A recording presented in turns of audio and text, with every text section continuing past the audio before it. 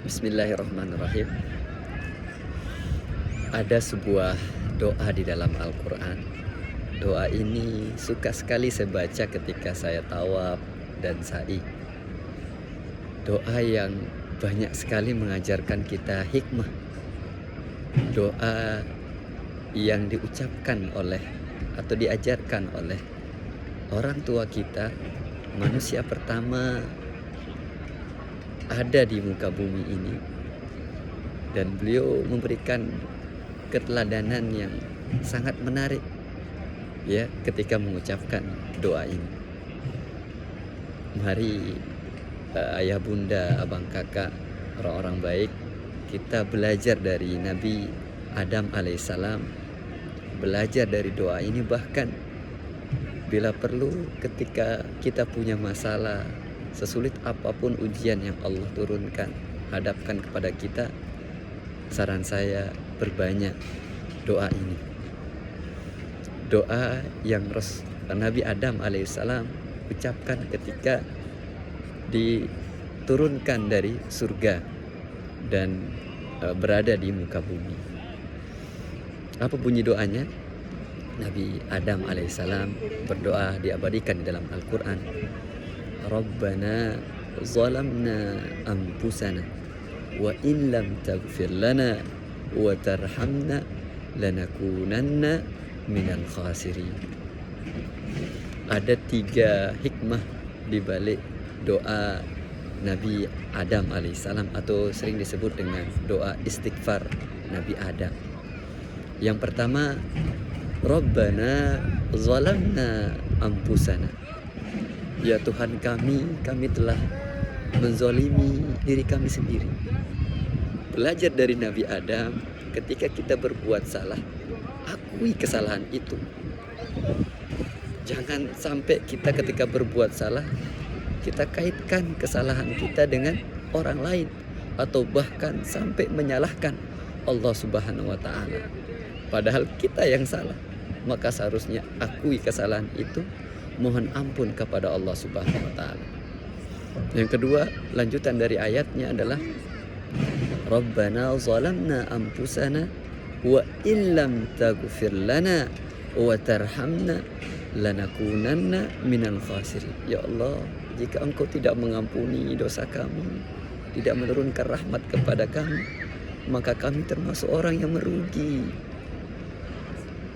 Jadi dari ayat ini kita memahami bahwa dosa dapat memberikan dampak buruk kepada diri kita. Betapa banyak dosa yang telah kita lakukan. Ada dosa yang kecil, dosa besar, dosa yang terang-terangan, ada dosa yang sembunyi-sembunyi kita lakukan. Ada dosa yang kita tidak sadari, bahkan ada dosa yang kita sadar itu kita lakukan, tetapi itu terus berulang-ulang kita lakukan. Banyaknya dosa menjadi sebab kemudian hati kita dan pikiran kita sulit bisa tenang. Kita harus akui bahwa banyaknya dosa menjadi sebab hidup kita merasa berantakan. Banyaknya dosa kemudian menjadi sebab anak keturunan kita sulit taat kepada Allah, sulit taat kepada kita.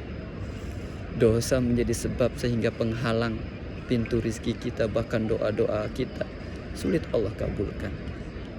Maka akui dosa tersebut. Dan yang kedua hikmahnya adalah Nabi Adam alaihissalam menyebutkan bahwa jika Allah tidak mengampuni dosa kami, maka kami akan termasuk orang yang merugi. Itu artinya dosa itu berdampak dalam kehidupan kita. Dan yang ketiga, hikmah dari doa Nabi Adam alaihissalam adalah Rabbana zalamna anfusana wa illam taghfir lana. Jika Engkau tidak mengampuni dosa kami. Dari kalimat ini Nabi Adam memohon kepada Allah agar Allah menerima taubat, agar Allah Subhanahu wa Ta'ala mengampuni dosa-dosanya.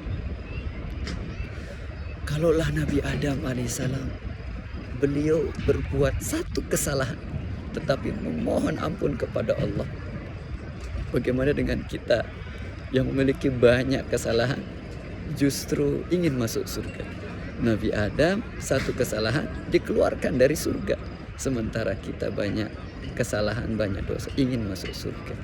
Maka lebih dari itu kita memohon agar Allah menerima taubat kita.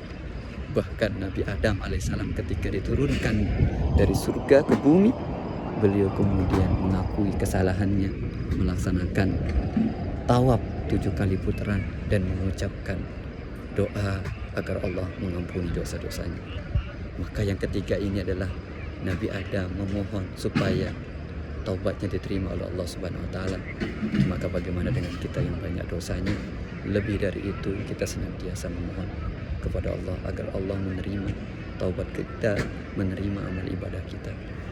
Mari ayah bunda abang kakak, teman-teman, orang-orang baik, pejuang kebaikan, kita gemar membaca doa ini, lebih-lebih ketika Allah berikan kita ujian, cobaan, maka kita ucapkan Rabbana zalamna anfusana wa in lam taghfir lana wa tarhamna lanakunanna minal khasirin. Ya Allah, kami telah menzalimi diri kami sendiri.